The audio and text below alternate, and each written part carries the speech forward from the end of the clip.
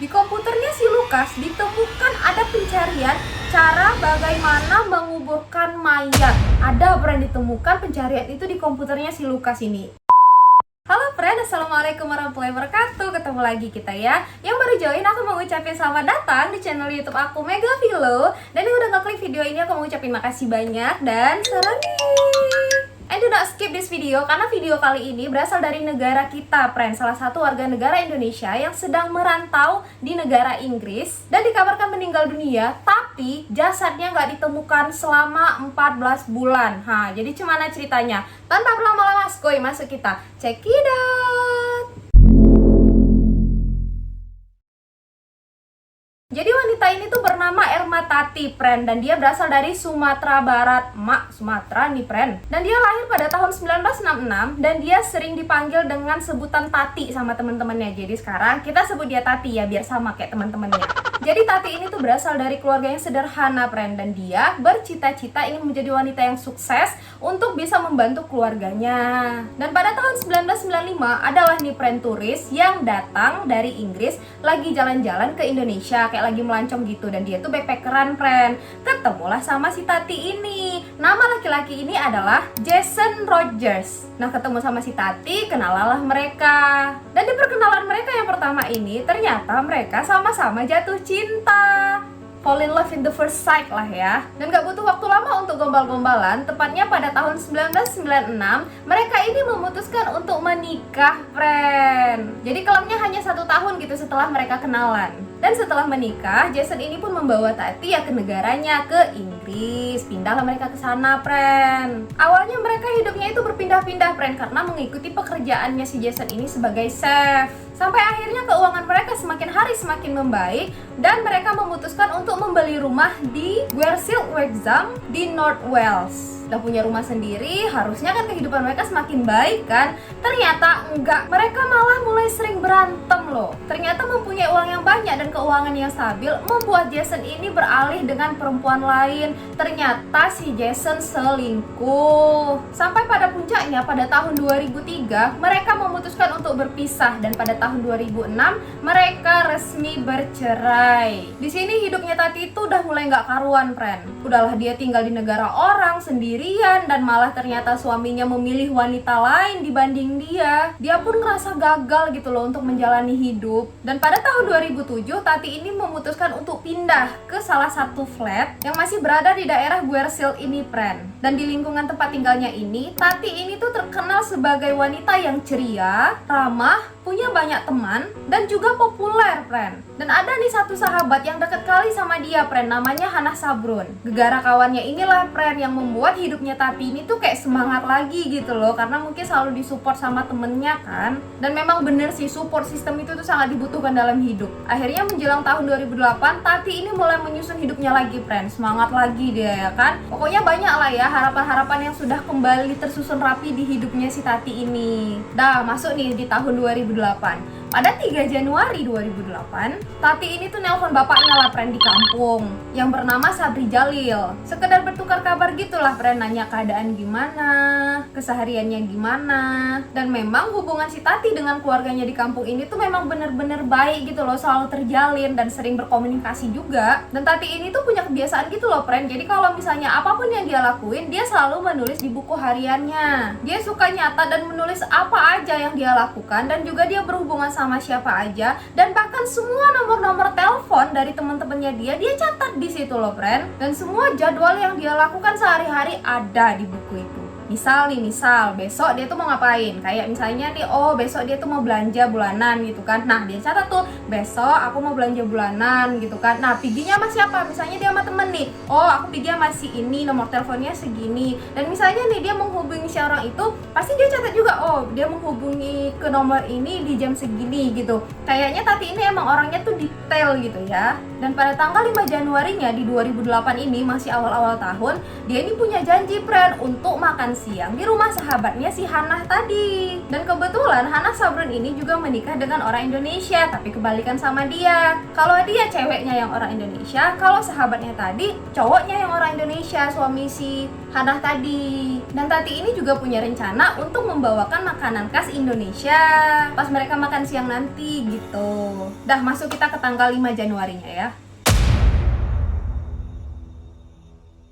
Jadi si Hannah ini dan ibunya udah ready gitu loh friend untuk menunggu kedatangannya si Tati tadi kan untuk makan siang bareng. Makanan pun udah banyak terhidangkan. Tapi si Tati ini tuh nggak dateng friend. Dan ini bukanlah kebiasaannya si Tati. Jadi Tati ini tuh orangnya bener-bener on time gitu. Kalau dia bilang OTW, dia beneran OTW friend. Bukan bilang OTW tapi masih ngumpulin niat buat ke kamar mandi. Kalian gitu kan? Jujur kalian.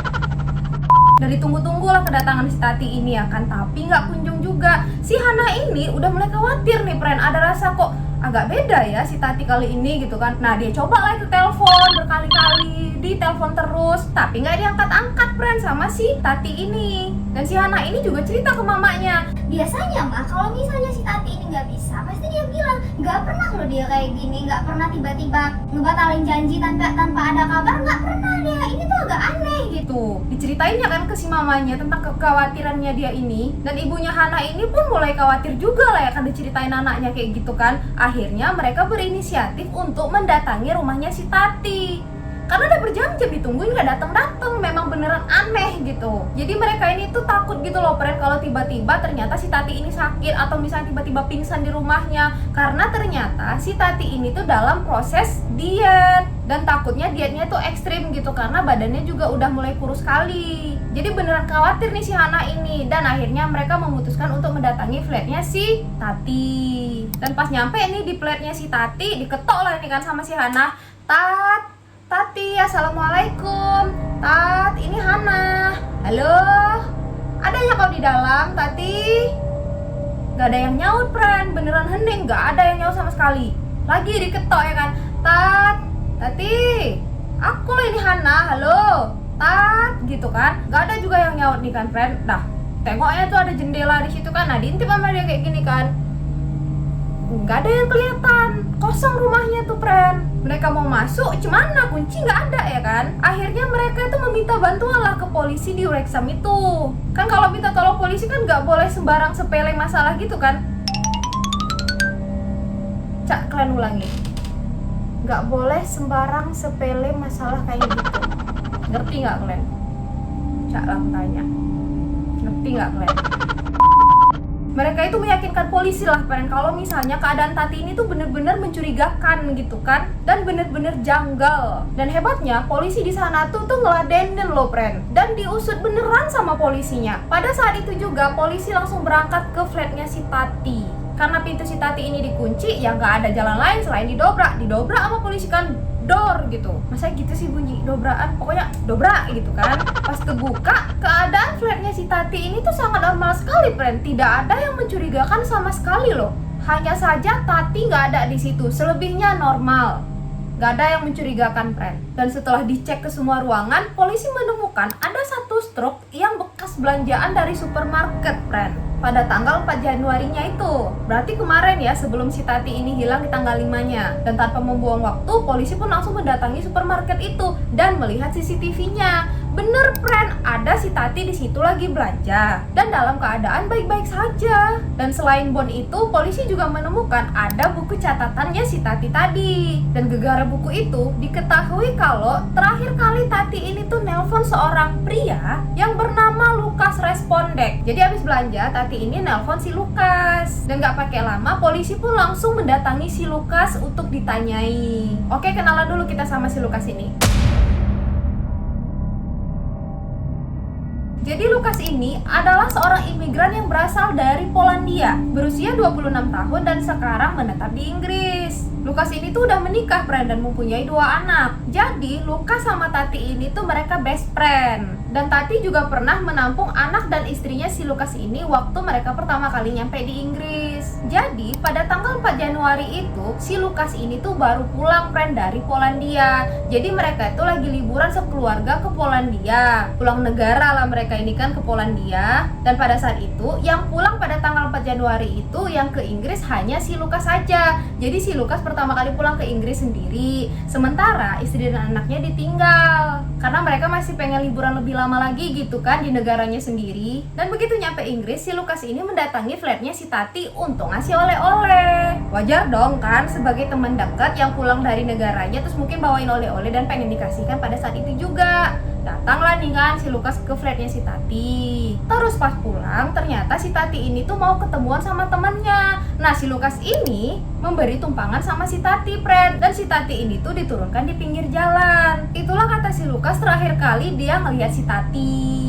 Semua keterangan yang dijelasin sama si Lukas ini dicatat lah ya kan friend sama polisi kan. Pokoknya intinya yang terakhir kali ngelihat si Tati ini adalah si Lukas. Dan polisi juga meminta kerjasamanya si Lukas untuk menyerahkan ponsel, kamera, sama komputernya Lukas ini untuk diperiksa friend. Dan pada saat itu Lukas ini memang bener-bener kooperatif gitu loh friend ya. Karena kan mungkin dia juga takut kan dituduh. Jadi apapun yang diminta polisi dikasih sama dia, handphone, kamera, sama komputernya dia dikasih nih sama polisi kan untuk dicek. Dan di sisi lain polisi ini juga melakukan pemeriksaan forensik yang ada di flatnya Tati. Dan kalian tahu polisi nemuin apa? Polisi menemukan ada cairan spermanya Lukas di kasurnya si Tati. Polisi pun bingung lah ya kan, kok bisa lah ada sperma ini? Padahal kan kata si Lukas mereka ini cuma temen gitu. Udah ada kejanggalan nih kan. Ditanya lah nih friend sama polisi ke si Lukas ini.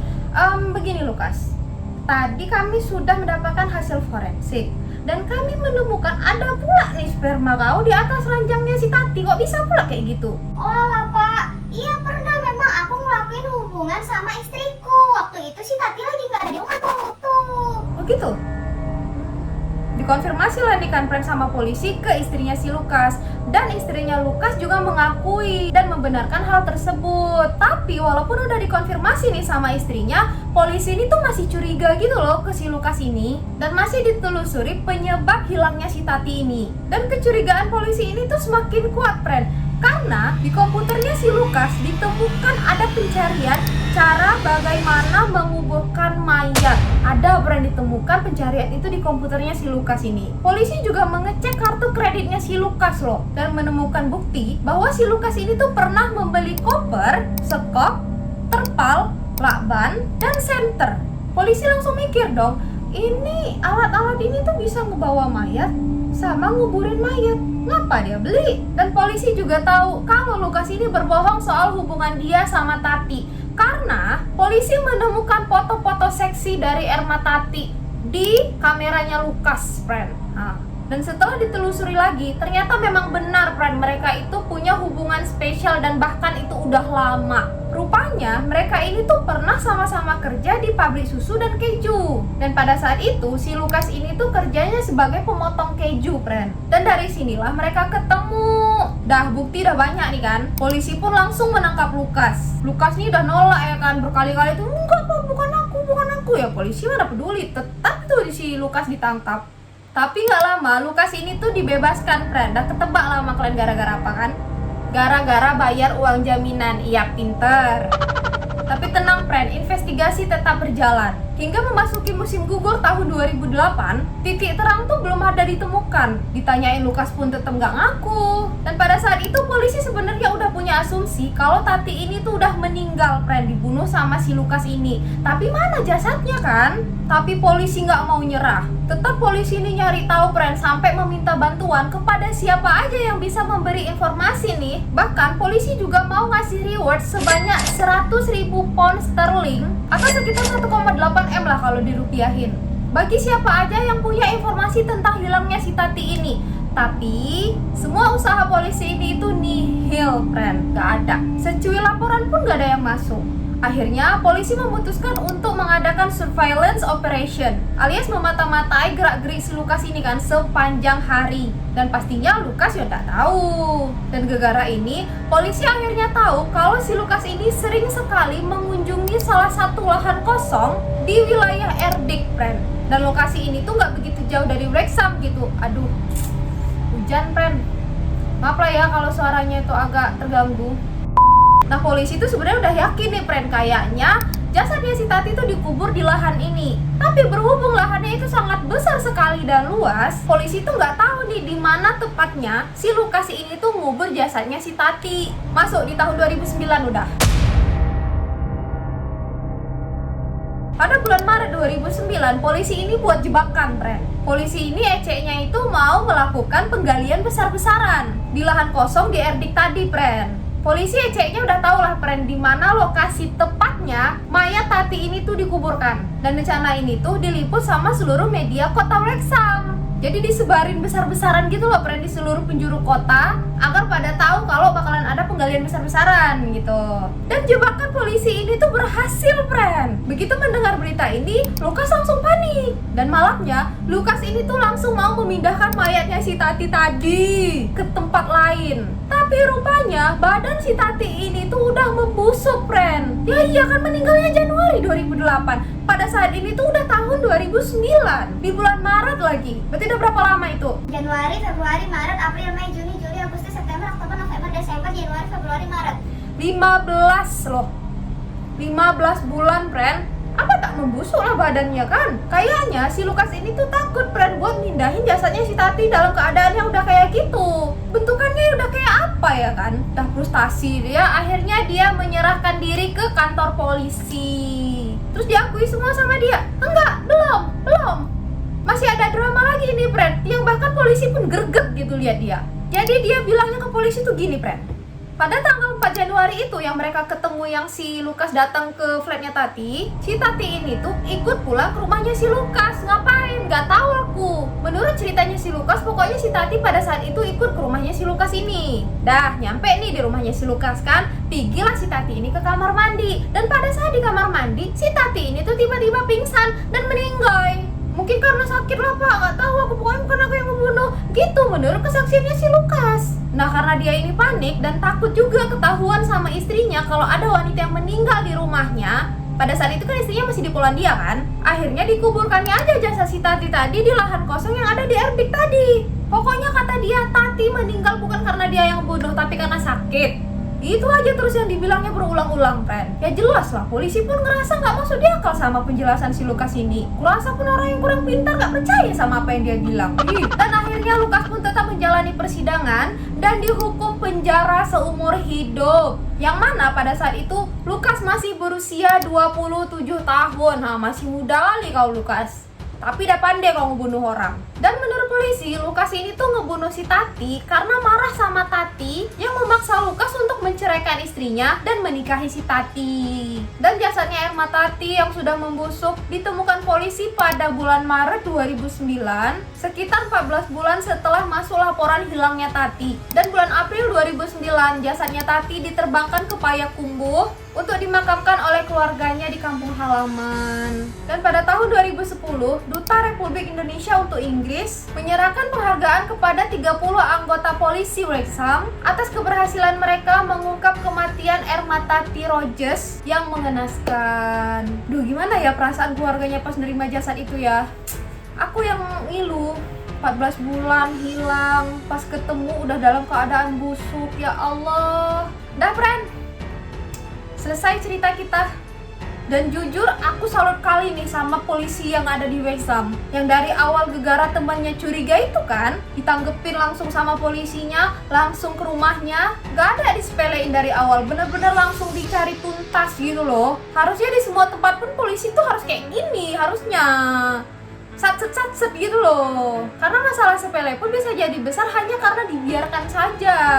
Pokoknya mantap lah untuk Pak Polisi di Wrexham ya, mantap, 2 jempol lah, bukan 1 lagi 2 nih. Kalau bisa kuangkat kakiku nih jadi 4 kayak gini, mantap.